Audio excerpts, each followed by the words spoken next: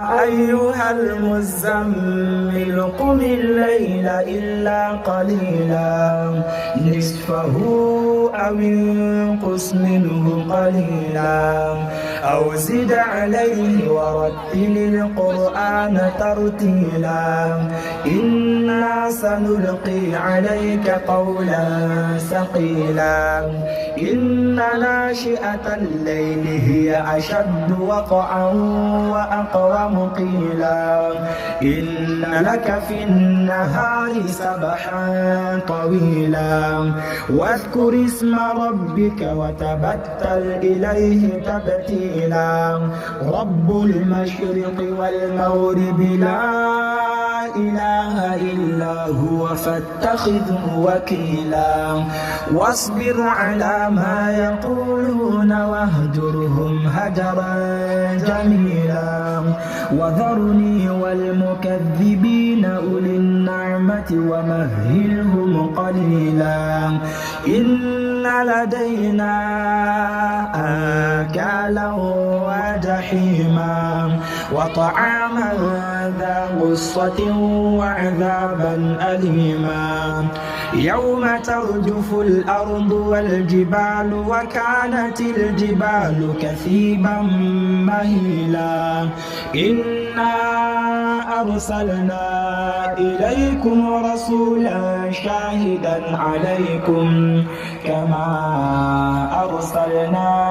إلى فرعون رسولا فعصى فرعون الرسول فأخذناه أخذا وبيلا فكيف تتقون إن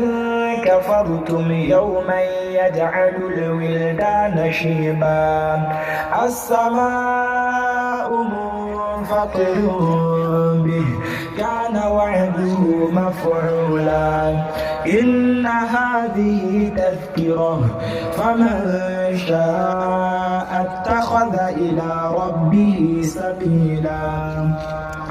إن ربك يعلم أنك تقوم أدنى من ثلثي الليل ونصفه وثلثه وطائفة